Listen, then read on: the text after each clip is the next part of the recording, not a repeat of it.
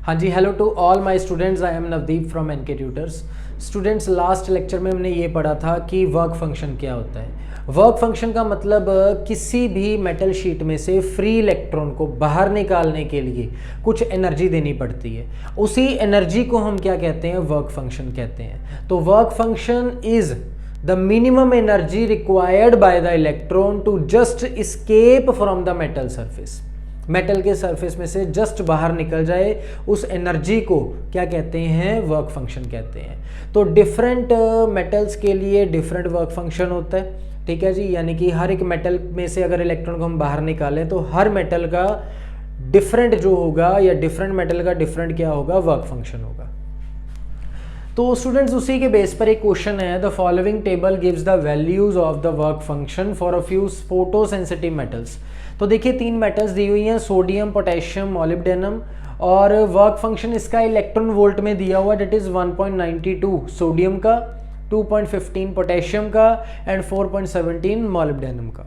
तो if each of these metals is expose to radiations of wavelength 300 nanometre, मतलब अगर 300 nanometre की radiations हम इसके ऊपर डालें तो क्या होगा? Which of them will not emit photo electrons. तो 300 नैनोमीटर की रेडिएशंस देने में इन तीन मेटल में से किस में से इलेक्ट्रॉन बाहर नहीं निकलेंगे। तो सबसे पहले समझ लेते हैं कि ये क्या कह रही है कि सोडियम का work function in electron volt 1.92 है। इसका मतलब जो एनर्जी की, जो रेडिएशंस हम दे रहे हैं, उसकी एनर्जी मिनिमम 1.92 होनी चाहिए सोडियम के लिए। अगर जो रेडिएशन हम दे रहे हैं उसकी एनर्जी 1.92 से कम आती है तो इलेक्ट्रॉन बाहर नहीं निकलेंगे, और अगर ज़्यादा आती है तो इलेक्ट्रॉन जो है वो बाहर निकलेंगे। तो हमें पता है कि जो रेडिएशंस हैं या फोटोन जो है उसकी एनर्जी होती है E is equal to H nu. E is equal to H nu, E is equal to H C by lambda. Frequency का फॉर्मूला C बाई लैम्डा होता है। तो अभी हम क्या करेंगे? वैल्यू को सब्स्टिट्यूट करेंगे ताकि हमारे पास रेडिएशन ऑफ वेवलेंथ 300 नैनोमीटर की एनर्जी आ जाए। तो हमें पता है H की वैल्यू क्या होती है? H is equal to 6.67 into 10⁻⁻34। उसके बाद C की वैल्यू हमें पता है 3 इंटू 10⁸ मीटर पर सेकेंड, और लैम्डा की वैल्यू है 300 नैनोमीटर। 300 नैनोमीटर का मतलब होता है 300 इंटू 10⁻⁻9 मीटर। तो ये आपके पास वैल्यूज आ गई। अब वैल्यू को जब हम यहाँ पे सब्स्टिट्यूट करेंगे, E is equal to 6.67 into 10⁻34 into C की वैल्यू कितनी है? 3 इंटू 10⁸, यानी कि स्पीड ऑफ लाइट। लैम्डा की वैल्यू है 300 इंटू 10⁻⁹। तो अभी हम क्या करते हैं? इसको सॉल्व कर लेते हैं। जब इसको सॉल्व करेंगे, E इज इक्वल टू कितना आ गया? 34 और 8 26 आ गया यहाँ पे, -26 और 9 ऊपर चले गए, यानी कि 6.67 इंटू 3/300 इंटू ये आ गया 10⁻⁻17। तो ये 2 को और ऊपर ले जाते हैं, तो यानी कि E की वैल्यू कितनी आ गई हमारे पास? यहाँ पे 3, यहाँ पे 100 आ गया। 6.6 इंटू 10⁻⁻19। तो ये किस में आई? जाउल में।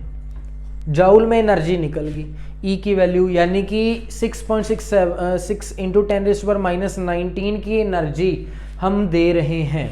हमें दिया हुआ वर्क फंक्शन इलेक्ट्रॉन वोल्ट में, इसको चेंज करना पड़ेगा इलेक्ट्रॉन वोल्ट में।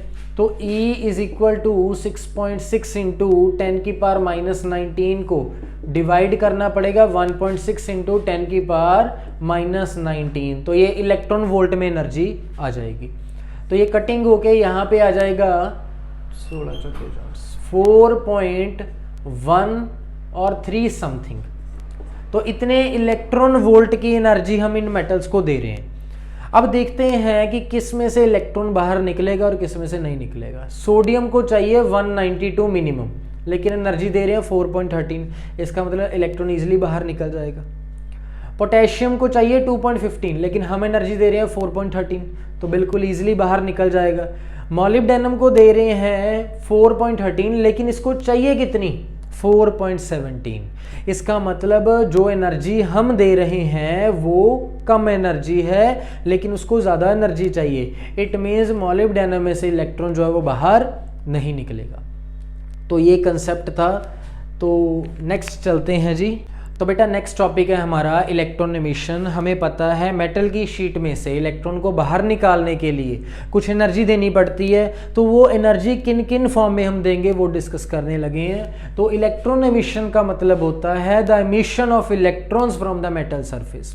The phenomena of emission of electrons from a metal surface is called electron emission.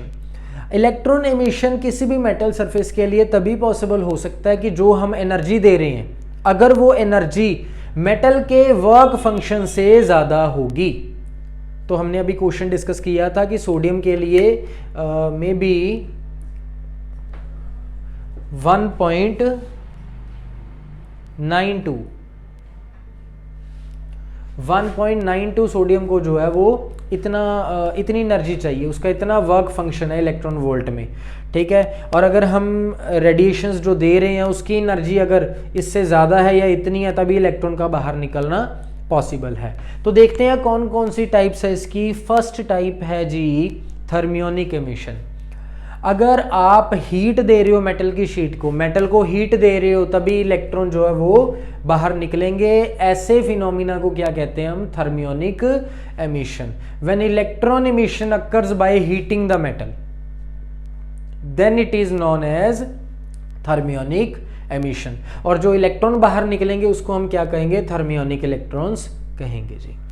दूसरे नंबर पर है फील्ड एमिशन। फील्ड एमिशन का मतलब क्या होता है? या कोल्ड कैथोड एमिशन भी इसको कहते हैं।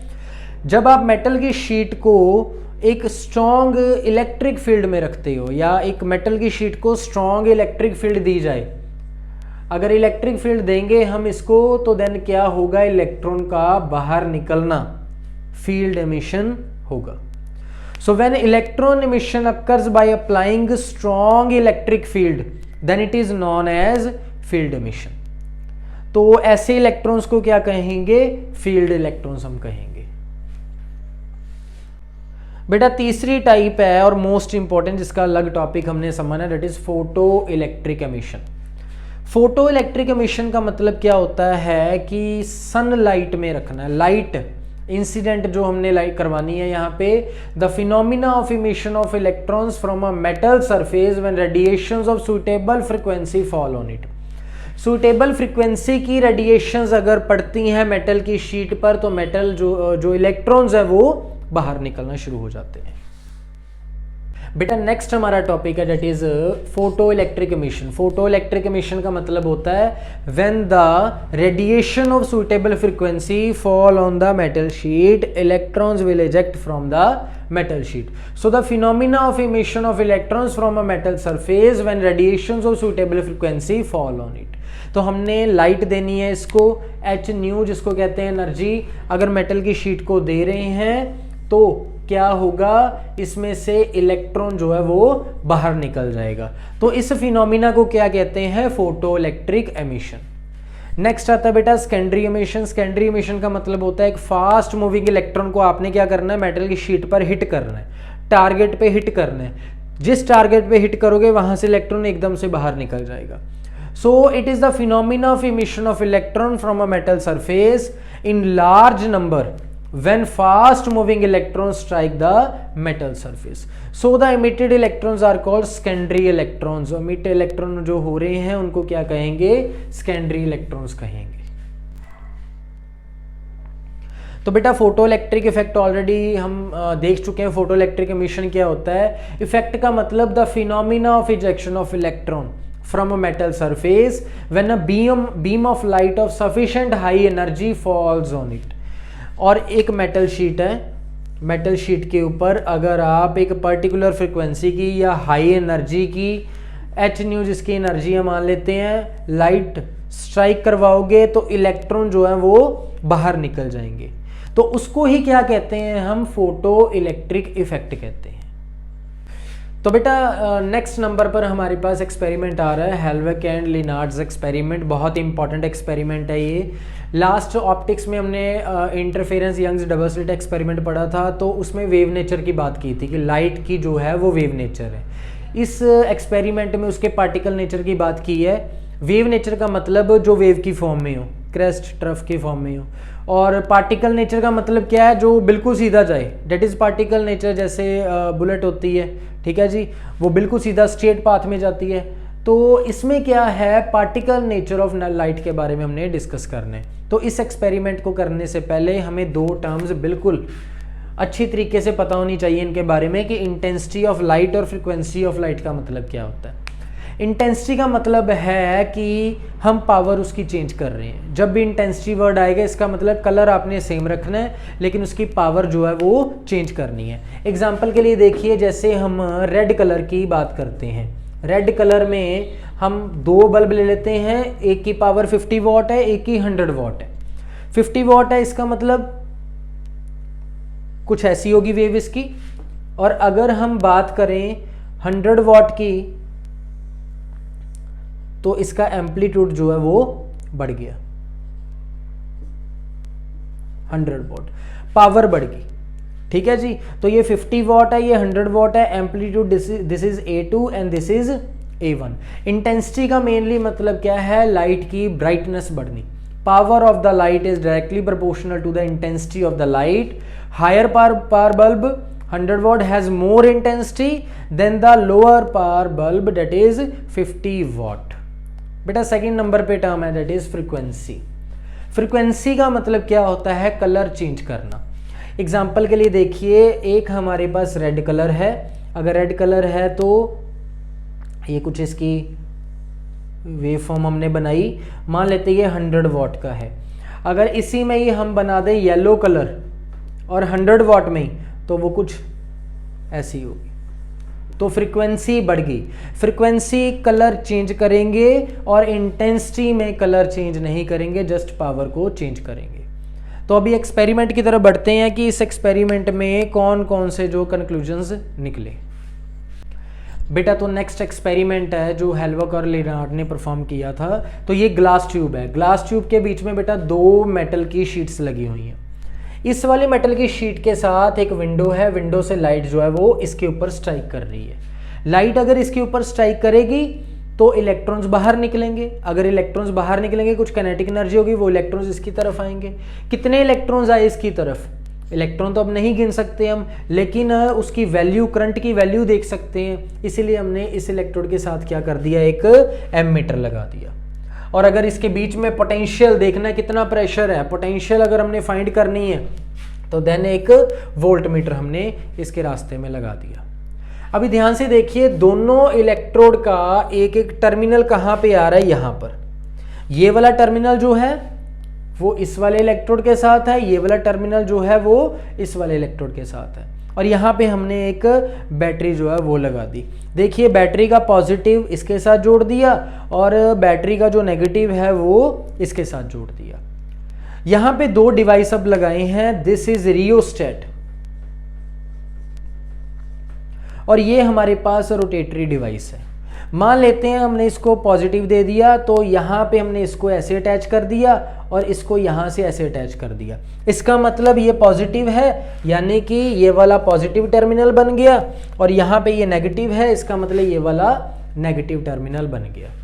हम क्या कर सकते हैं, इस रोटेटरी डिवाइस से रोटेट करके इसको चेंज कर सकते हैं, इसकी पोलैरिटी को चेंज कर सकते हैं। इसको नेगेटिव बना सकते हैं, इसको पॉजिटिव बना सकते हैं। अगर हमने इसको घुमा दिया, घुमाने पे क्या हो गया, ये वाला टर्मिनल इसके साथ अटैच हो गया, तो वो कैसे बनेगा, कुछ ऐसे, ये टर्मिनल इसके साथ और ये टर्मिनल इसके साथ। अभी ये पॉजिटिव था, ये वाला पॉजिटिव बन गया, ये वाला नेगेटिव बन गया।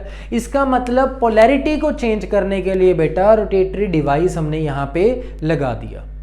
उसके बाद यहाँ पे इसकी कम ज़्यादा हमने करनी है पोटेंशियल, उसके लिए हमने रियोस्टेट यहाँ पे लगा दिया हुआ है। तो बेटा इस एक्सपेरिमेंट में इसका कुछ खास काम नहीं है। हमारा मेनली फोकस ये अपर वाले पार्ट पे रहेगा। ठीक है जी, ये एक बार हमने समझ लिया इसको। अब हमारा जो फोकस है वो सारा का सारा इस वाले पार्ट पे है। हमने क्या किया यहाँ पे कि लाइट स्ट्राइक करवाई इस वाले इलेक्ट्रोड के ऊपर। ठीक है जी, ये एमिटर है, इसको एमिटर कहेंगे। एमिटर का मतलब जो इलेक्ट्रॉन्स को एमिट करेगा। और ये कलेक्टर है जो इलेक्ट्रॉन्स को क्या करेगा, कलेक्ट करेगा। तो हमारा पहले नंबर पे जो एक्सपेरिमेंट है, हमने चेक करना है कि फोटो इलेक्ट्रॉन्स जो हैं वो इंटेंसिटी ऑफ लाइट पे डिपेंड कर रहे हैं कि नहीं कर रहे। एक रेड कलर की लाइट हमने लेनी है, ठीक है जी, उसको स्ट्राइक करवाना है इस वाली इलेक्ट्रोड के ऊपर। पहले लेटर सपोज 50 वॉट की, फिर 100 की, फिर 150 की, फिर 200 की। जब आप इसको स्ट्राइक करवाते हो देन हमारे पास बेटा ग्राफ कुछ ऐसा बनता है। This is photo electron electric current and this is intensity. इसका मतलब क्या हो गया, इंटेंसिटी इज डायरेक्टली प्रोपोर्शनल, जो इंटेंसिटी है is directly proportional to number of photo electrons. मान लेते पहले आपने जो है 50 वॉट की इंटेंसिटी जो है वो दी और इतने इलेक्ट्रॉन बाहर निकल गए। दूसरे नंबर पर आपने 100 की दी, देन इतने इलेक्ट्रॉन बाहर निकल गए। तीसरी 150 की, इतने इलेक्ट्रॉन बाहर निकल गए। तो जब आपने ग्राफ ड्रॉ किया वो बिल्कुल स्ट्रेट लाइन का ग्राफ आया। इसका मतलब this implies that the number of photo electrons, जो इलेक्ट्रॉन्स बाहर निकल रहे हैं in 1 second is directly proportional to the intensity of incident radiation। तो बेटा ये पहला था हमारा, इंटेंसिटी का क्या इफेक्ट पड़ता है। तो इंटेंसिटी का यही है कि जितनी ज़्यादा इंटेंसिटी होगी उतने ही नंबर ऑफ इलेक्ट्रॉन्स जो हैं वो इजेक्ट होंगे। इलेक्ट्रॉन्स हमें दिखेंगे नहीं, लेकिन एमीटर उसको क्या करेगा, शो करेगा डिफ्लेक्शन उसकी। तो बेटा देखिए अब नेक्स्ट जो हम करने लगे हैं, इसमें इस ग्राफ में इंटेंसिटी जो होगी वो चेंज करेंगे, लेकिन जो फ्रीक्वेंसी होगी वो कांस्टेंट रखेंगे हम। फ्रीक्वेंसी इसमें कांस्टेंट होगी। तो ग्राफ देखिए कैसे बनेगा, यहाँ पे आ गया फोटो इलेक्ट्रिक करंट या फोटो इलेक्ट्रॉन्स कह लो, और यहाँ पे आ गया potential. Potential versus photo electrons का हमने क्या करना है, यहाँ पे ग्राफ बनाना है। जब पोटेंशियल 0 थी तभी ये मैक्सिमम वैल्यू शो कर रहा था कोई करंट की, क्योंकि हमें पता लाइट यहाँ पे स्ट्राइक करेगी और इलेक्ट्रॉन्स बाहर निकलेंगे। मान लेते हैं किसी एक लाइट के लिए 50 वॉट के लिए रेड कलर, और 50 वॉट की बात हम कर लेते हैं, और यहाँ से इतना जो है इसका करंट मैक्सिमम भी है। अब क्या करना है हमने, यहाँ पे ये पॉजिटिव है, ठीक है जी, इसको इधर जोड़ दिया, और यहाँ से ये नेगेटिव है, इसको इधर जोड़ दिया।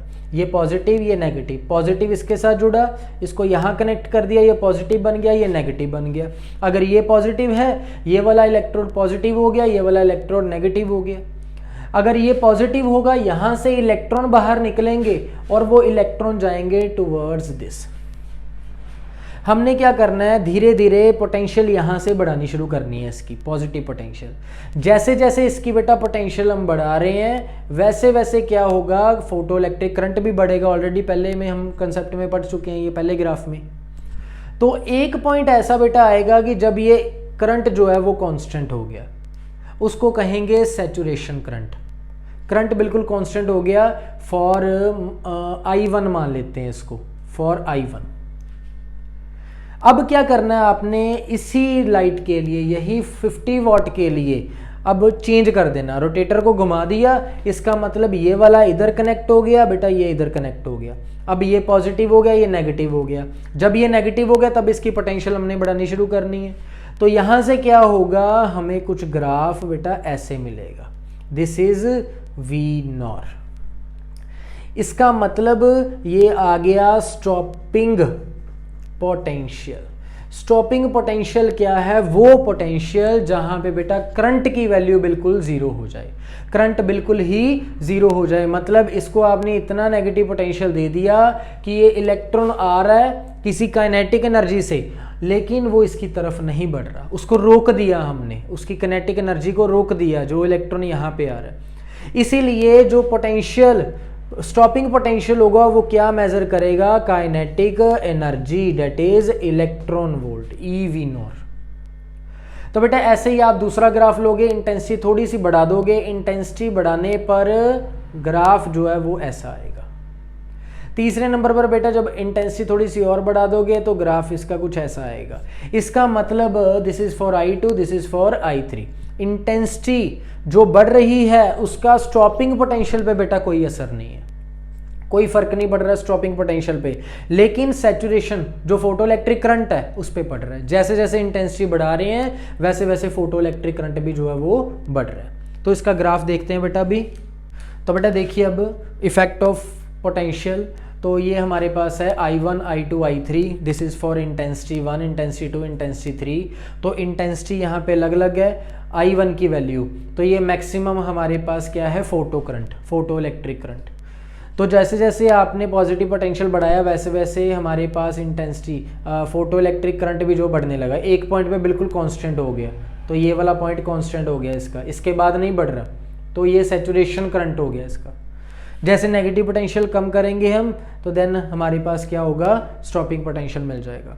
सो the stopping potential remains the same for all the incident radiation. इसका मतलब इंटेंसिटी पे डिपेंड नहीं कर रहा स्टॉपिंग पोटेंशियल, करंट डिपेंड कर रहा है इंटेंसिटी पे।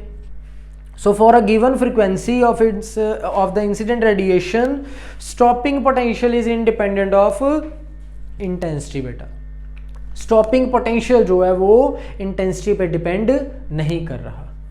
तो बेटा तीसरा ग्राफ है, तीसरे ग्राफ में आपने अच्छे तरीके से समझ लेना है कि इस बार हमने फ्रीक्वेंसी जो है वो चेंज करनी है, लेकिन इंटेंसिटी हमने क्या करनी है, उसको कांस्टेंट रख देना है। इंटेंसिटी कांस्टेंट का मतलब क्या है, आपने कोई भी 50 वाट या 100 वाट उसका आपने एक बल्ब ले लेना है, या कलर लाइट ले लेनी, या पावर ले लेनी। अच्छा बेटा अब नेक्स्ट देखिए, आपने अगले ग्राफ में फ्रीक्वेंसी जो है वो चेंज करनी है, लेकिन जो इंटेंसिटी है वो कांस्टेंट रखनी है। मतलब पावर एक होगी इसकी, 100 वाट का बल्ब मान लेते हैं या 200 वाट का बल्ब मान लेते हैं, एक बल्ब कोई मान लिया, लेकिन उसके कलर अलग अलग कर दिए, कोई रेड कलर कर दिया, कोई बेटा येलो कलर कर दिया, कोई ग्रीन कलर कर दिया।